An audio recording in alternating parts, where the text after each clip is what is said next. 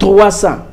Comment 300 officiers rwandais, ougandais pouvaient-ils libérer un grand pays comme le Congo? Ils ont fait du chantage. Une fois arrivés avec Mouzé Kabila ici, qu'est-ce qu'ils ont fait? Au lieu de neutraliser les intérêts, mais ils ont commencé à commettre un autre génocide sur le sol congolais. Et cette fois-ci, c'était le génocide des Hutus.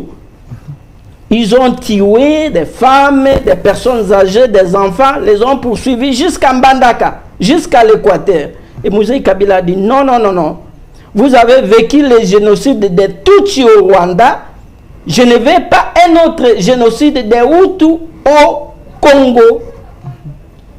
Et puis, il y avait aussi problème des intérêts. Ils voulaient des concessions minières. Ils sont allés voir Mouzé Kabila. Ils ont dit, nous voulons des concessions. Et ces derniers les a envoyés au ministère des Mines. Allez signer des contrats légalement là-bas. Je ne suis pas les rebelles que vous connaissiez. Je suis aujourd'hui président de la République, responsable de plus de 100 millions d'habitants. Donc, ce qui veut dire, Laurent Désiré Kabila, il avait trahi la confiance des autres parce qu'il était là grâce à eux. Vous savez bien que James Kabarebe allait assassiner Mouzé Kabila. On l'a arrêté avec un revolver dans l'antichambre de Mouzé Kabila. Hein? Donc, et trop, c'était trop. Et alors Mouzé Kabila a décidé, bon, chers amis, on a eu un arrangement. Ce n'est pas un accord parce que personne ne peut me montrer les papiers sur lesquels cet accord a été signé. Vous êtes en train de vous contredire, professeur. Non, pas du tout. Vous dites que Mouzé Laurent Désiré Kabila devait venir chasser Mobutu, il devait passer par le Rwanda et l'Ouganda. On lui avait dit passer les armes. On lui avait dit, oui, on doit vous donner quelques soldats pour aller chasser les Interahamwe. C'est ce que vous avez dit. Quelques officiers. Plus tard, vous dites que selon l'accord, celui qui devait être... Je n'ai pas dit accord. Selon les ententes, selon les arrangements, c'est Bouguera qui devait être président. Bouguera était congolais. Mais une tribu dans notre pays, dans notre histoire, allait poser la question aux Belges qui nous ont colonisés ici pendant presque un siècle. Il n'y a jamais eu une tribu dans notre pays qui s'appelle Banyamulenge. Mulenge, c'est un millier, c'est une montagne à Fizi. Et lorsque chaque fois qu'il y a tuerie interethnique au Rwanda, les Tutsis et les Hutus viennent au Congo et ils jouissent de notre hospitalité. Et c'est pourquoi nos ancêtres les ont accueillis à Mulenge, qui est une montagne. Alors je reviens sur la question. Si Roubero a dit qu'il est congolais, il est Munyamulenge. D'abord, historiquement, il n'y a jamais eu une tribu au Congo qui s'appelle Banyamulenge. Je le dirai tout partout. Deuxièmement, si Roubero est un Congolais, il est Congolais comme moi, mais un Congolais pour moi, un vrai Congolais, c'est celui qui ne trahit pas son pays. Lui, il a trahi. Oh, il a trahi. Allez, Roubero a trahi. Allez à Kasika. Allez, tous ces massacres-là. Il était le chef d'IRCD lorsque ces massacres ont été commis, non? Et donc, je peux logiquement tirer la conclusion selon laquelle Enanga et le gouvernement de Kinshasa ont les mêmes maîtres. Museveni, et vous êtes journaliste, posez-vous la question. Pourquoi Museveni viendrait nous aider à neutraliser une catégorie des terroristes, les ADF, mais il ne nous aiderait pas à neutraliser l'autre catégorie des terroristes, les M23. Après tout, le gouvernement de Kinshasa a raison de qualifier les M23 de groupes terroristes. Alors pourquoi Museveni vient nous aider seulement contre une catégorie de terroristes et non pas contre les M23 qui terrorisent l'Est du Congo au même titre que les ADF? Merci. En même temps, vous dites que il faut changer la constitution pour rendre l'administration plus expéditive. Ça, c'est une contradiction. Le moment que vous attendez pendant 10 ans, par exemple, qu'on trouve la véracité des choses sur les accusations de ceux qui ont détourné ou quoi, les autres continuent à détourner. Voilà. Et le chef de l'État a dit qu'on lui donne du temps. Hein? En 2018, les Congolais vont voir ce qu'il va faire pour 2028. Mais si les enfants ont faim, ils ne peuvent pas attendre jusqu'à 2018 pour manger. Et deuxièmement, il y a des choses qu'ils ne peuvent pas attendre. Par exemple, la ville est très sale. Il faut attendre jusqu'à 2028 pour nettoyer ne fût-ce que la ville. Merci, qu'est-ce qu'ils ont fait? Soyez le bienvenu, fidèles téléspectateurs. Une fois de plus, nous vous disons merci à vous, chers Congolais. Vous êtes en train de nous suivre un peu partout dans le monde. Reste dominé par les dires ou le propos du chef de l'État lors d'une émission avec notre confrère Christian Olusa Kweno. Le chef a dit des choses. Alors, dans les salons politiques, tout le monde tire les draps de son côté. Est-ce que le chef a raison? Il a tort. On va décrypter toutes ces questions d'actualité, les dires des chefs, analyser avec mon invité d'aujourd'hui qui est ici avec nous, Dr Antoine Roger Lokongo. Il est professeur des relations internationales à l'université Président Joseph donc au Congo central. Il s'affiche aussi comme disciple de Laurent Désiré Kabila, donc notre héros, contesté par plusieurs comme héros, mais on en parle. Professeur Antoine Roger Lokongo, soyez le bienvenu. Merci beaucoup. Je suis vraiment honoré parce que vous m'accueillez ici pour la première fois. Sur 10e rue Télé. Oui, et je salue très chaleureusement tous vos téléspectateurs. Et allons-y donc. Voilà. Je précise aussi que vous étiez conseiller au ministère des Affaires étrangères avec Cheo Kitundu. Oui, de son Excellence Léonard Cheo Kitundu, qui était alors ministre des Affaires étrangères et ministre de la coopération régionale. Oui. Je me rappelle, parmi le meilleur ministre des Affaires étrangères. Intégration régionale, je vais dire. Oui. Parmi les meilleurs, Cheo Kitundu, c'est une exception. L'homme peut avoir ses mauvais côtés, mais là, on sentait que M. Cheo Kitundu travaillait. Mais avec vous, on ne va pas prendre beaucoup de temps. Ce qui est important, c'est que nous allons décrypter un peu les grandes lignes d'actualité, surtout les dires du chef. Mais avant d'en arriver, par ce que le chef a dit, j'aimerais d'abord savoir. Aujourd'hui, il y a une opinion qui s'élève en disant, vous les muséistes, les kabylistes, vous n'avez pas rendu plutôt la tâche facile à la République démocratique du Congo et aux Congolais. Vous nous avez amené le malheur. La question directe, est-ce le clan Laurent Désiré Kabila et son fils, c'est la cause de nos malheurs aujourd'hui? Oui, cette question m'est posée à maintes reprises. Et je vous informe que vous venez d'inviter un professeur d'histoire politique du Congo sur votre plateau. Je suis professeur d'histoire politique du Congo. Et alors, si vous voulez, nous pouvons revisiter l'histoire. Brièvement, je pourrais dire que cette question, je l'ai toujours balayée d'un revers de la main. Pourquoi?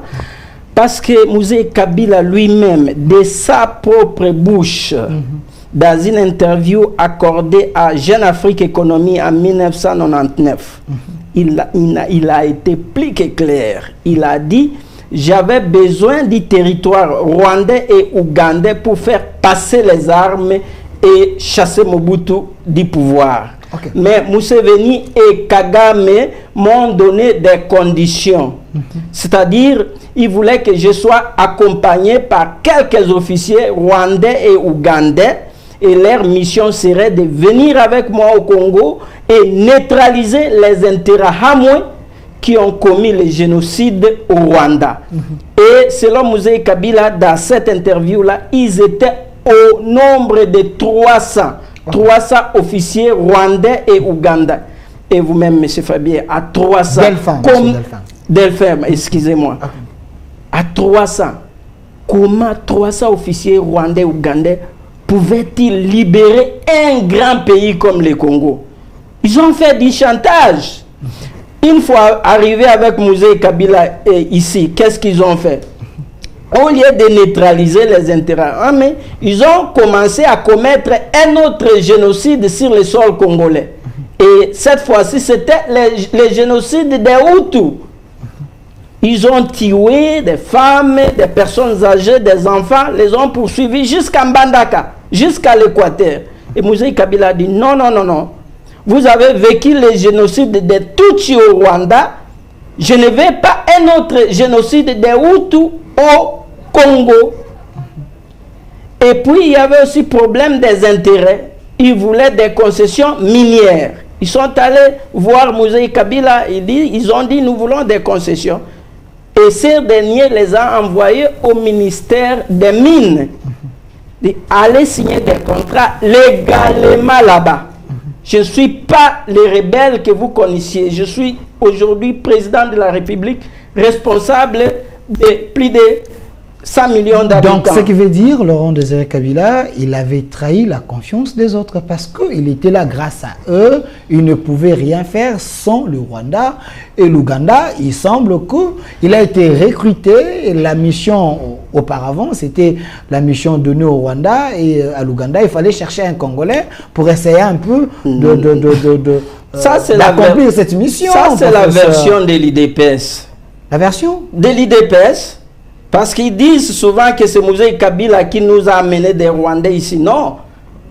La lutte de Mouzé Kabila, la libération du 17 mai, c'était l'œuvre des Congolais eux-mêmes. Je venais de dire qu'avec 300 officiers rwandais et ougandais, ils ne pouvaient pas libérer tout un grand pays comme le Congo. Il semble que Mouzé Laurent Désiré Kabila, il était en Tanzanie en train de faire ses commerces.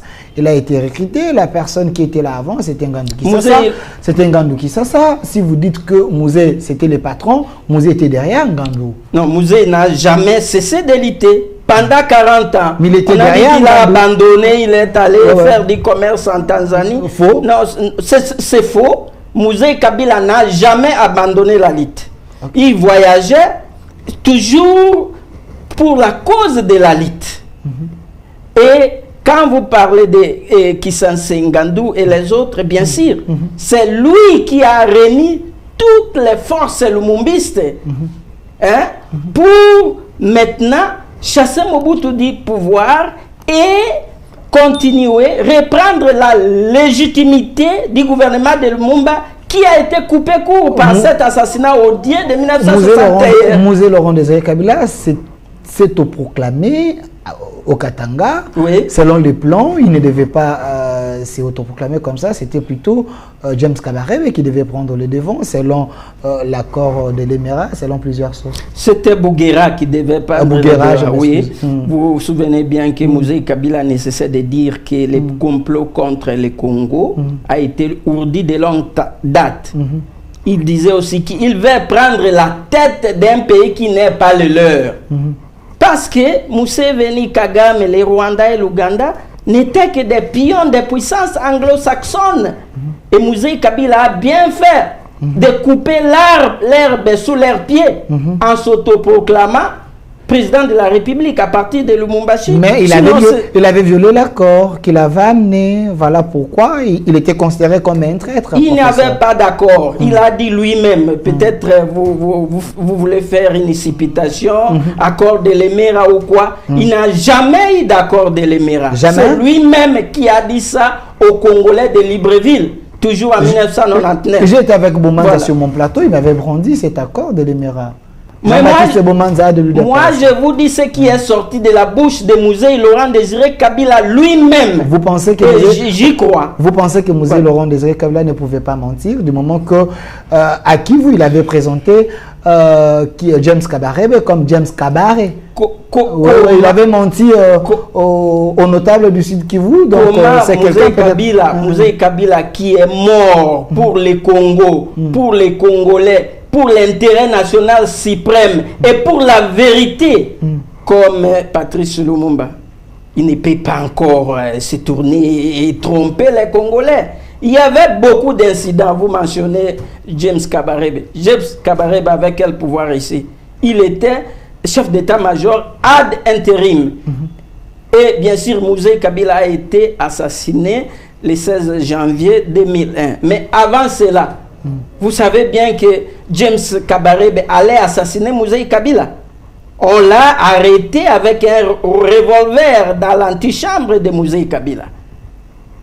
Hein? Donc, et trop, c'était trop. Et alors Mouzé Kabila a décidé, bon, chers amis, on a eu un arrangement, ce n'est pas un accord parce que personne ne peut me montrer les papiers sur lesquels cet accord a été signé. Vous êtes en train de vous contredire, professeur. Non, pas du tout. Vous dites que Mouzé Laurent Désiré Kabila devait venir chasser Mobutu, il devait passer par le Rwanda et l'Ouganda.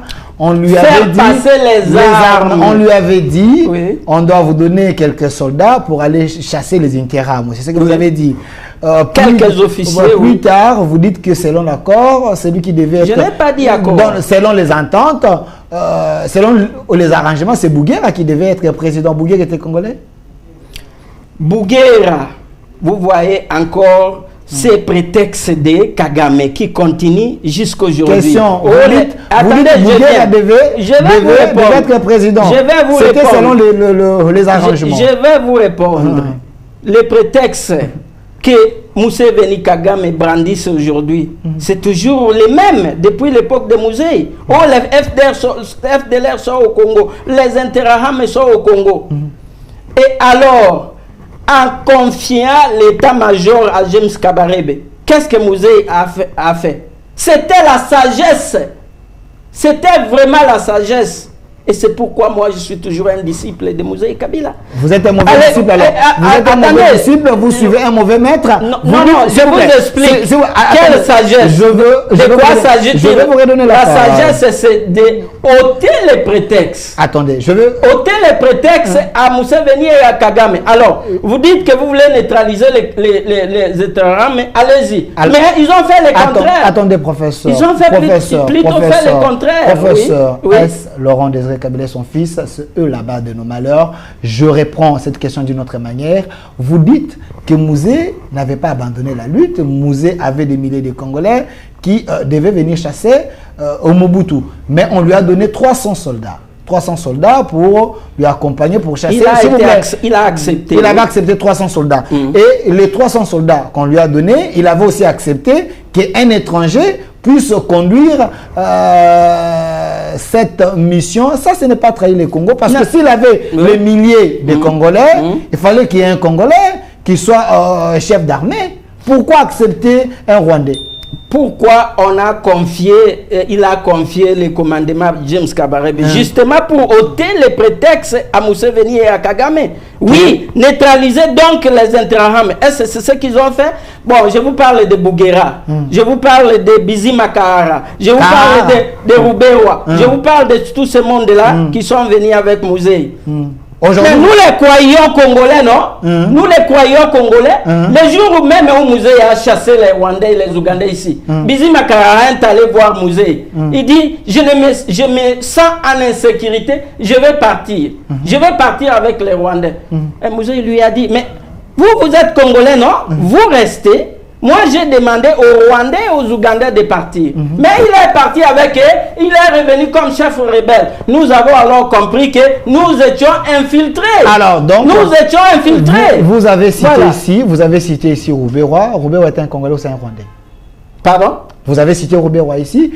C'est un Congolais ou c'est un Rwandais? Je vous donne une réponse claire et nette. Je vous suis. Lorsque vous vous dites Congolais et que le chef de l'État, votre président de la République, décide de chasser les Rwandais et les Ougandais, et vous lui dites que moi je pars avec eux. Et il vous dit que non, vous êtes Congolais, vous restez. Mais vous incitez... Vous parlez de Bouguera. Quelle conclusion puisse tirer? Là, vous parlez de Bouguera. S'il vous plaît, professeur. Vous parlez de Bouguera. Et si je parle de Ruberwa, vous l'avez cité dans les lots des gens qui devaient partir. La question, Ruberwa est Congolais ou Rwandais? Moi, cette question m'a aussi été posée. Ruberwa se dit Congolais.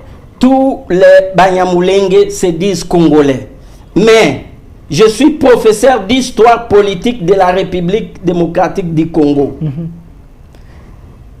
je donne ma tête à couper. Ok.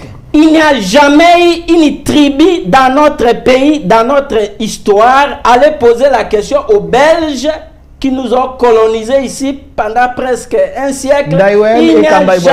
Il n'y a jamais eu une tribu dans notre pays qui s'appelle Banyamulenge. Mulenge, c'est un millier, c'est une montagne à Fizi. Et lorsque chaque fois qu'il y a tuerie interethnique au Rwanda, les Tutsis et les Hutus viennent au Congo et ils jouissent de notre hospitalité. Okay. Et c'est pourquoi nos ancêtres les ont accueillis à Mulenge, qui est une montagne. Alors je reviens sur la question. Si Roubero a dit qu'il est congolais, il est Munyamulenge. D'abord, historiquement, il n'y a jamais eu une tribu au Congo qui s'appelle Banyamulenge. Je le dirai tout partout. Deuxièmement, si Roubero est un Congolais, il est Congolais comme moi, mais un Congolais pour moi, un vrai Congolais, c'est celui qui ne trahit pas son pays. Lui, il a trahi. Oh, il a trahi. Allez, Roubero a trahi. Roubero a trahi. Allez à Kasika. Allez, tous ces massacres-là. Il était le chef d'IRCD lorsque ces massacres ont été commis, non? Mais il était au gouvernement, successivement dans tous les gouvernements de Joseph Kabila. Et cela ne veut pas dire que tous ceux qui étaient au gouvernement, on les a lavés de leurs crimes. Non, l'histoire le dira. Alors, un jour, la justice va trancher, mon cher ami. Un jour, la justice va trancher. Voilà. Vous êtes muséiste. Vous croyez que Musée a des valeurs. Mais Musée a aussi un fils, des fils. Joseph Kabila, vous confirmez ici, comme quelqu'un qui aimait Musée, que celui-ci, c'est un Congolais. Bien sûr. Okay. Si Joseph Kabila est un Congolais. Et je vous ai dit tout Congolais au début fils biologique de Laurent Désiré. Bien sûr, parce que moi, je suis enseignant, je suis chercheur. Okay. Je suis enseignant, je suis chercheur. Toutes ces questions, les gens se sont posées.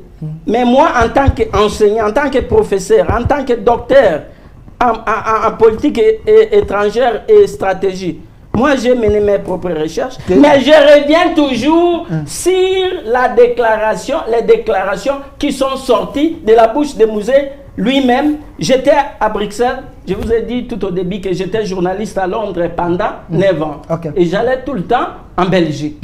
Et Musée Kabila a déclaré devant les médias belges, devant les journalistes belges. Colette Breckman, elle est là, elle est encore vivante. Vous pouvez lui poser cette question. Il a déclaré que Joseph Kabila aime bel et bien son fils biologique. Alors, et j'y crois. Merci. Et il a dit, parce qu'on accusait Joseph Kabila, le débat à cette époque-là, c'était que Joseph Kabila a commis des massacres à Tingi-Tingi. Mon fils n'a commis aucun massacre. Ok, ça c'est les paroles de Musée. Oui. Il avait dit, mon fils n'a commis aucun massacre. Oui. Son fils adoptif ou son fils biologique? C'est votre interprétation, mais moi, connaissant bien Laurent Désiré Kabila ne peut pas tromper les Congolais. Il venait de chasser les Tutsis, non? Attendez. Question directe. Kabila, il venait de chasser les Tutsis. Comment est-ce qu'il peut encore garder un Tutsi et prétendre que c'est son fils? Alors, professeur Antoine, merci, professeur Antoine, parce que l'actualité reste dominée par l'interview ou l'émission du chef qui dit Joseph Kabila, aujourd'hui, il veut chasser le pouvoir par une rébellion, si je peux interpréter ça comme ça. Kabila est le patron de l'AFC avec Nanga, il est avec le Homme 23. Vous, le muséiste, le chef de l'État a raison, il a tort? Merci beaucoup pour la question. Le chef de l'État a parlé. Libre à nous de tirer les conclusions logiques qui s'imposent. Après tout, en tant qu'enseignant, je me base toujours sur les faits. Je me base toujours sur les faits. Lorsque le chef de l'État accuse Joseph Kabila d'être des mèches avec la rébellion de Nanga, mais nous nous posons beaucoup de questions qu'une telle déclaration sorte de la bouche du chef de l'État au moment où Nanga se trouvait à Kampala. Nanga a lancé sa rébellion grâce au soutien militaire de Museveni et de Kagame. Ça, c'est clair. C'est au même moment que Kinshasa, les délégués de Kinshasa, les experts, se trouvait auprès de Museveni pour solliciter une mutualisation des forces pour lutter contre les ADF. Et donc, je peux logiquement tirer la conclusion selon laquelle Enanga et le gouvernement de Kinshasa ont les mêmes maîtres, Museveni. Et vous êtes journaliste, posez-vous la question. Pourquoi Museveni viendrait nous aider à neutraliser une catégorie des terroristes, les ADF, mais il ne nous aiderait pas à neutraliser l'autre catégorie des terroristes, les M23. Après tout, le gouvernement de Kinshasa a raison de qualifier les M23 de groupes terroristes. Alors pourquoi Museveni vient nous aider seulement contre une catégorie de terroristes et non pas contre les M23 qui terrorisent l'Est du Congo au même titre que les ADF? Posez-vous des questions comme ça. Et alors, vous êtes un grand journaliste, vous êtes marié, vous avez des enfants. Est-ce que Joseph Kabila peut s'impliquer dans une rébellion comme ça et laisser sa femme et ses enfants à Kinshasa? C'est ce que vous pensez, mais parce qu'il y a une vidéo, s'il vous plaît, il y a une vidéo de la DEMIAP, Gabi Kuba, collaborateur de Corneille Nangaa, qui avait dit que Joseph Kabila les envoyait des gens, il collaborait avec eux. Bon, la vidéo existe. Moi, comme je vous disais, je me base toujours sur les faits. C'est le chef de l'État. Je vous parle de la vidéo. Oui. Et la personne est vivante, la personne aussi est vivante. La vidéo, moi aussi, je l'ai visualisée. Oui. Mais je me base sur les faits. C'est le chef de l'État lui-même qui a dit que notre justice est malade. Vous gardez quelqu'un pendant longtemps, vous l'interrogez, et il y a possibilité que vous mettiez des paroles dans sa bouche. Donc, vous estimez que ce que Gabi Kuba avait dit, il avait agi par procuration? Parce que moi, je ne vois pas Joseph Kabila soutenir la rébellion. S'il arrivait que Joseph Kabila revienne au pouvoir, ça doit être par des voies légales. C'est un ancien rebelle. Pas par des voies insurrectionnelles. Joseph Kabila, c'est un ancien rebelle. C'est un ancien rebelle. Mais il peut qui a doté ce pays de la Constitution? C'est Joseph Kabila. Après l'indépendance, c'est sous Joseph Kabila qu'on a eu pour la première fois dans l'histoire de notre pays des élections démocratiques successives. Hein? Il faut quand même lui donner les bénéfices du doute. Alors, professeur Antoine, regardez la caméra. Qu'avez-vous envie de dire que vous n'avez pas dit? On retient quoi de votre présence? Bon, j'ai décelé beaucoup de contradictions dans les propos du chef de l'État. Et malheureusement, nous n'avons pas de temps pour que j'essaye d'analyser avec vous tout ce qu'il a dit. Mais je retiens une chose. Vous savez, je vous ai dit au début que Moïse Kabila est mort pour le Congo, pour les Congolais, pour la vérité et pour l'intérêt national suprême. OK? Pour l'intérêt national suprême. Lorsque le chef de l'État lui-même dit qu'il faut changer certaines clauses de la Constitution, parce que ça amène, ça apporte la léthargie dans l'administration. Et en même temps, les gens qui sont suspectés d'avoir détourné l'argent du pays, le chef de l'État dit il faut attendre. Il y a des cas ici en Belgique qui prennent 10 ans. Non. Moi, je plaide pour une justice expéditive dans notre pays. Une justice à intervention rapide.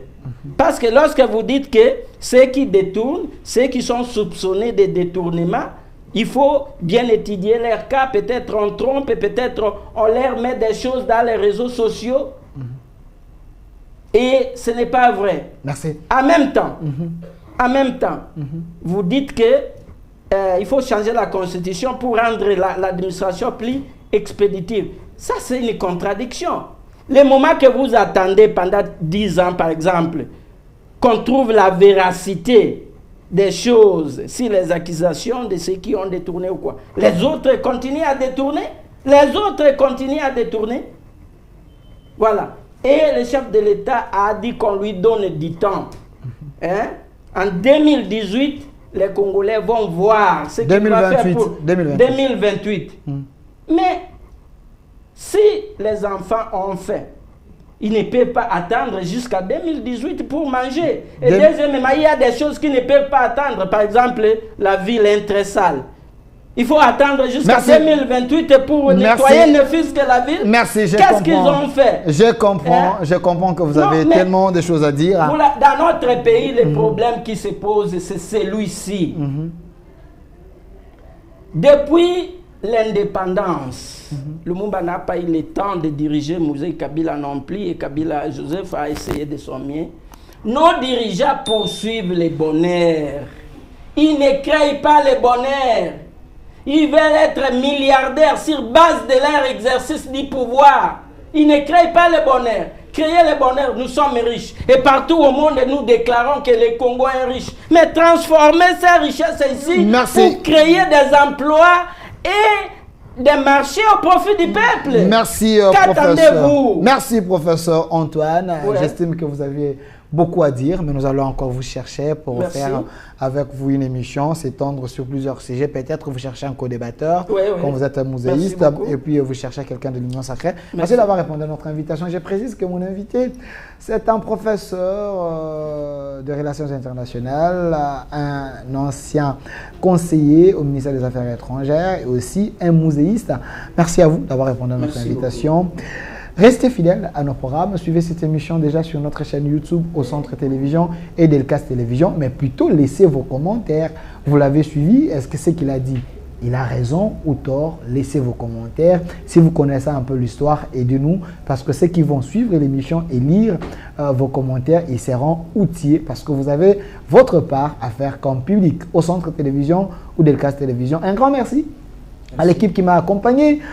Je vois Faïda derrière la caméra aujourd'hui, très belle. Hein? Et de l'autre côté, Naomi, côté caméra robot. Et régie finale, M. Toussaint, la réalisation de M. Massounda, la main des maîtres. Restez fidèles à nos programmes. Au revoir.